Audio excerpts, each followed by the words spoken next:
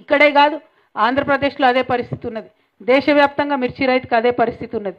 మరి ఆంధ్రప్రదేశ్లో మిర్చి రైతులకు ఇబ్బంది కాగానే చంద్రబాబు నాయుడు గారు హుటాహుటిన ఫ్లైట్ వేసుకొని ఆయన పోయిండు. ఢిల్లీలో కేంద్ర మంత్రి ఛాంబర్లో కూర్చొని అక్కడ రివ్యూ పెట్టి అధికారులందరినీ పిలిపించి భయపెట్టి బెదిరించి మీరు మాకు ఇస్తారా సస్తారా, మద్దతు ధర ఇవ్వాల్సిందే, కేంద్రం మొత్తం మిర్చి కొనాల్సిందని ఆయన అక్కడ పోయి అల్లరి చేసిండు. మరి మన చీఫ్ మినిస్టర్ గారికేమో అక్కడ మా నిజామాబాద్ జిల్లాలో ఇక్కడ వరంగల్లో కూడా పసుపు రైతులు ఉంటారు, వాళ్ళ ధరలు పడిపోతున్నాయి, దాని మీద ఆయనకు సోయలేదు. మిర్చి రైతులు ధరలు పడిపోయి భయంకరమైన పరిస్థితి ఉంది, దాని మీద ఆయనకు సోయలేదు.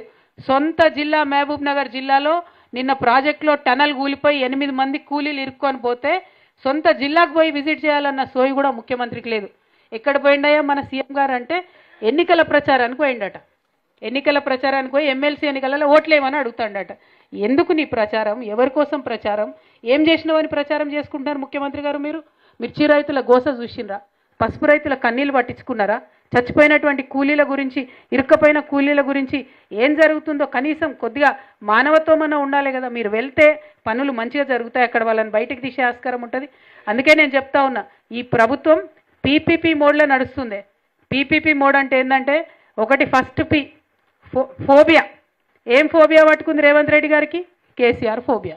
మైక్ పట్టంగానే కేసీఆర్ను తిట్టాలి, అంతకుమించి ఇంకో ఆలోచన ఏం లేదు. ఆయనకి ఏం రాదు పాపం, ఏం చేయడు.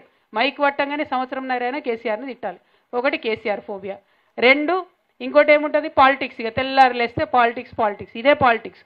అంటే మొత్తం అంతా కూడా ఇక్కడ మిర్చి రైతులు ఏడుస్తుంటే, పసుపు రైతులు ఏడుస్తుంటే అన్ని ఇడిసబెట్టిపోయి ఓట్లు అడగడానికి నిజామాబాద్కు పోయింది. నిజామాబాద్ అంట, కామారెడ్డి అంటే ఎక్కడెక్కడ పోయి వాళ్ళు ఓట్లు అడుగుతాడంట.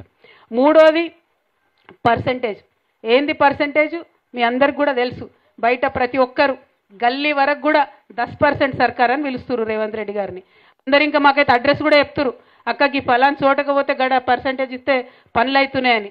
సర్పంచులు ఉండొచ్చు ఇక్కడ మన వాళ్ళు చాలామంది, మీకు ఎవరికి బిల్లులు వస్తలేవు. కొంతమంది హుషారు ఉన్నోళ్ళు పోయి తెచ్చుకుంటారట పర్సంటేజ్ ఇచ్చి. మరి ఆలోచన చేసుకోండి ఒక్కసారి. సో ఎంత భయంకరంగా ఉందంటే ఇక్కడ ఈ ప్రభుత్వం పరిస్థితి. పర్సంటేజ్ తీసుకోవాలి, లేస్తే పొద్దుగాలు లేస్తే పాలిటిక్స్ చేయాలి, ప్రజాపాలన మాత్రం లేదు, వాళ్ళు చెప్పింది మాత్రం లేదు. అందుకే నేను అంటున్నా ఇది పీపీపీ మోడ్లో నడుస్తుంది. ఇక ఇంకొక పీ కూడా యాడ్ చేయొచ్చు కావాలంటే. ఏం చేస్తుండే ఇక్కడ మీరు అందరూ తెలుసు, పత్రికా మిత్రులు ఉన్నారు, మా కార్యకర్తలు ఉన్నారు. ఏ ఒక్క గ్రామంలో ఎక్కడ కూడా మహిళలకు 2500 రూపాయలు ఇవ్వలే వారు చెప్పింది.